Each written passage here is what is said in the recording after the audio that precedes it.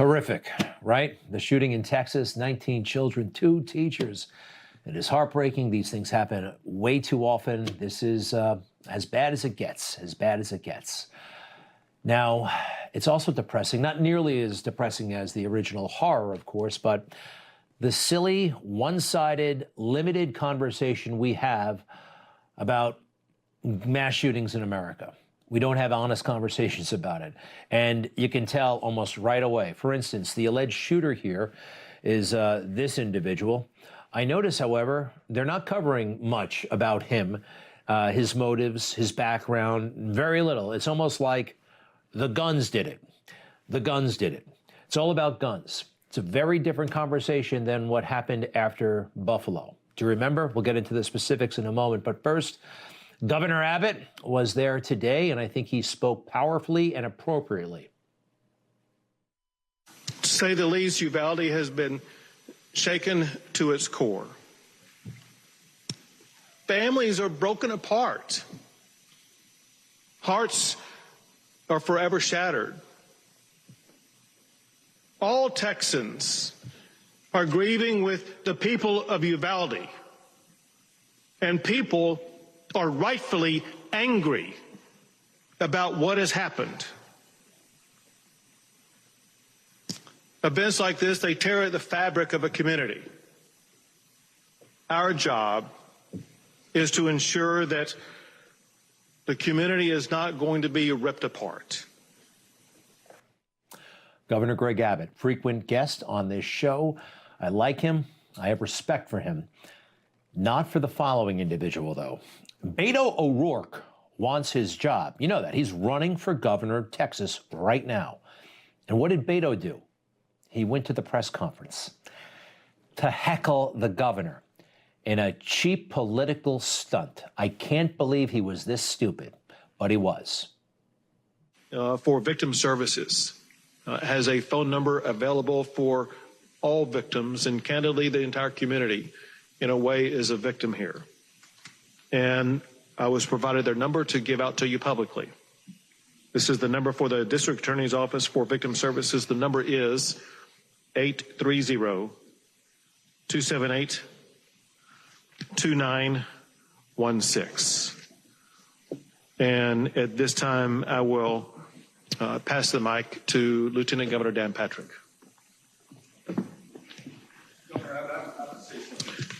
Excuse me. Excuse me. Excuse me.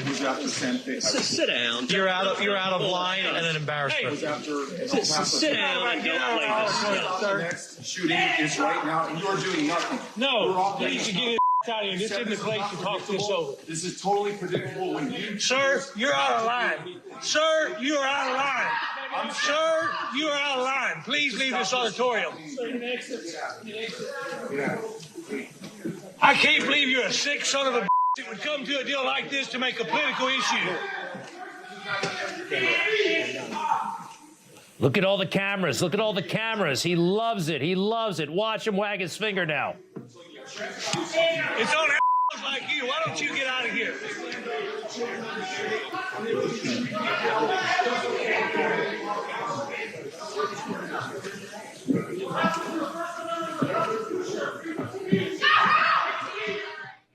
Wow.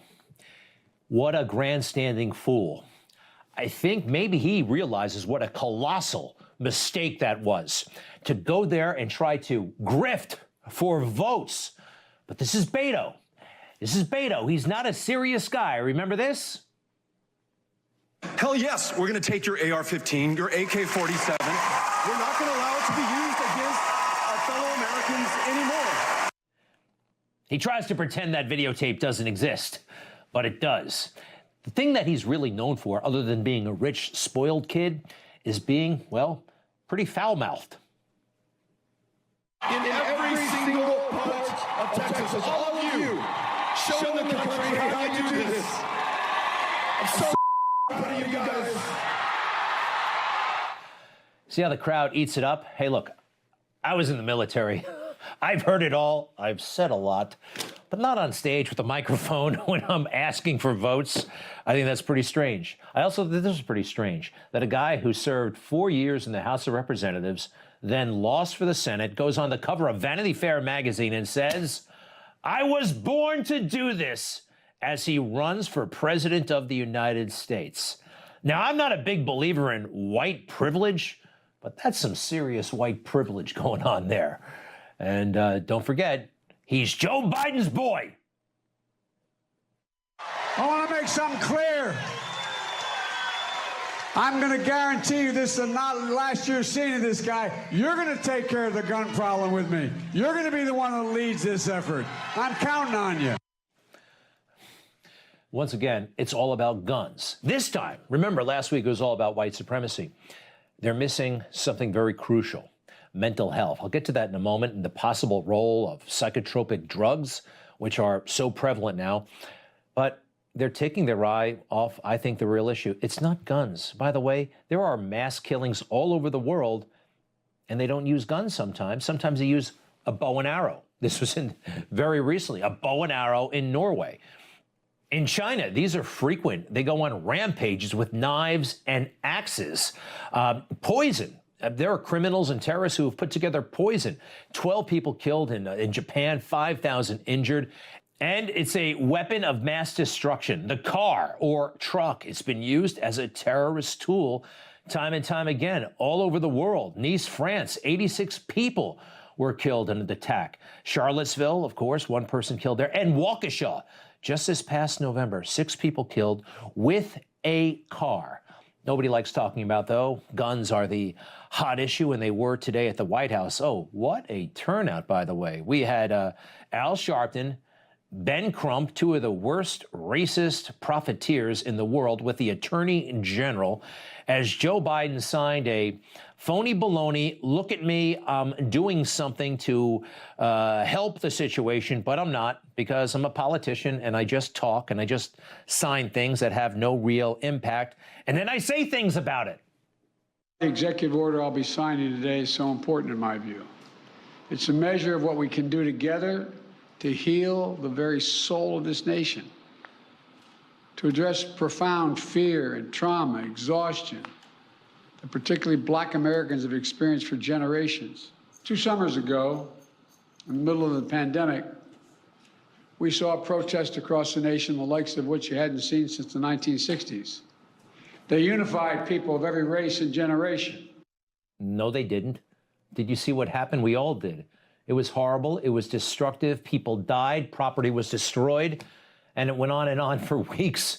And you guys glorify this. To this day, you set the conditions for so much that is bad that is happening in America right now by glorifying and sanctifying this nonsense. Joe also spoke last night in the immediate aftermath of the shooting, and his limitations, his nastiness, his irritability, and his selfishness, self-absorption, all on full display. I'd hoped when I became president, I would not have to do this again. I had hoped when I became president that those are the first words out of his mouth. Maybe I'm being nitpicky here, but we know you're president, kind of. What else? As a nation, we have to ask, when in God's name are we going to stand up to the gun lobby? When in God's name we do what we all know in our gut needs to be done?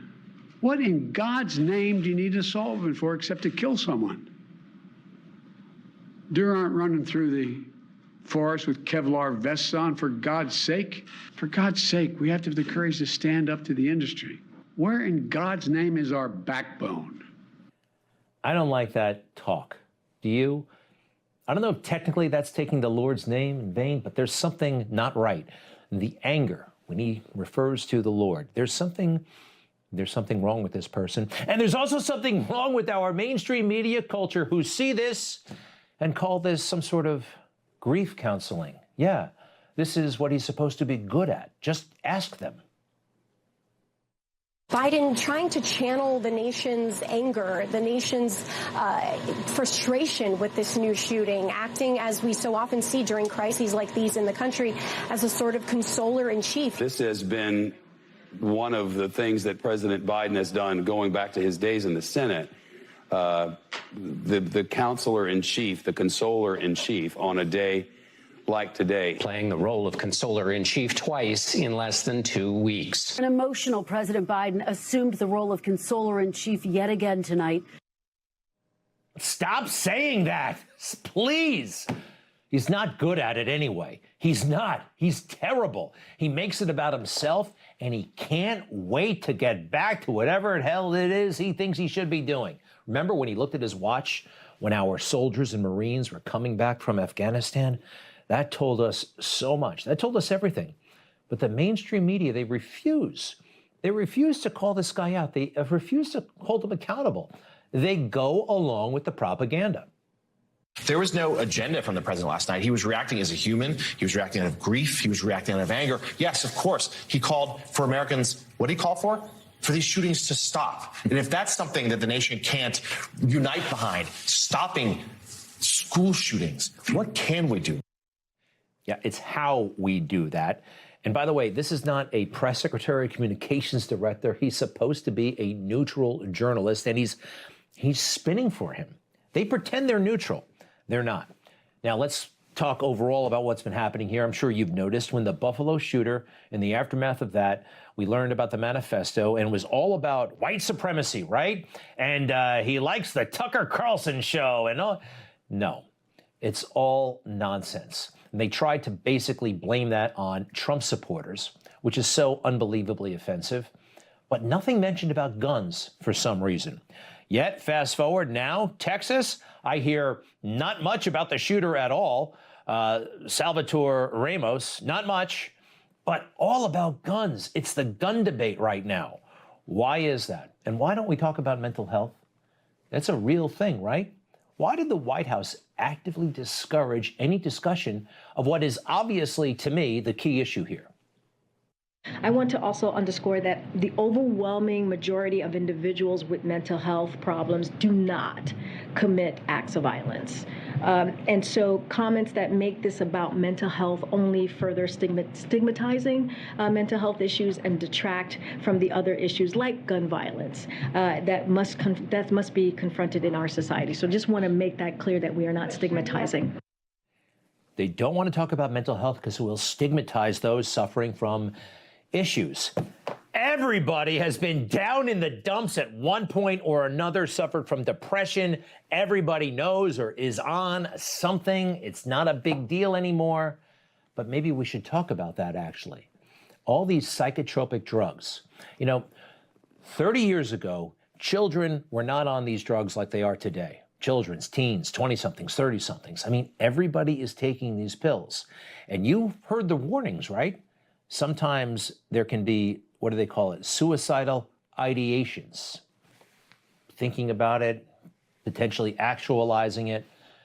Well, what about homicidal ideations? That would kind of seem to go together. Sometimes it's right on the bottle or they say it during the commercial. Some people have had changes in behavior, hostility, agitation, depressed mood, and suicidal thoughts or actions while taking or after stopping. In depressed patients, worsening depression, including risk of suicide, may occur. One ingredient in may increase suicidal thoughts or actions in some children, teens, and young adults in the first few months. Call your doctor if you have unusual changes in mood, behaviors, or thoughts of suicide. All right. This is serious stuff. They say it out loud. They have to by law. Why aren't we talking about that right now? We need to know. Don't you think it's relevant? Of course it is. Why aren't we talking about that? Here's a big clue. The pharmaceutical companies, they're very rich, they're very powerful. The politicians, they get contributions from them. Big media companies, they run their commercials. So nobody ever talks about the main issue that I think is right in front of our face. How about that, huh? These drugs, they can help people, but you just heard suicidal ideations. What about homicidal ideations? It's logical. It's logical. By the way, I hear that they were keeping an eye on his social media profile and postings, and some of them were disturbing. Certain messages, it wasn't exactly obvious that he was going to do something, but there may have been clues. And I thought about this, you know, what does big tech do? Social media companies, they give conservatives like me a hard time, but there are potential mass shooters who can post whatever they want. I mean, aren't there key words that might, I don't know, suggest that something, should they tackle this and possibly leave conservatives like me alone? Because I went through his account, or I tried to, and I saw some images. Not one of them was censored like some of the stuff I've put up. Take a look at this. I put up a meme once making fun of Bill de Blasio. This is back in 2020. We had this beautiful tribute of lights that he turned off, or at least had a role in turning off because of COVID. And they said, no, he had nothing to do with that, and they branded it false information. Well, they messed with the wrong Marine. I went nuclear on this, and I got it back online. But isn't that fascinating, right? Political commentary, they're monitoring, but the thoughts and potential plans of a mass shooter, they're free to post whatever they want.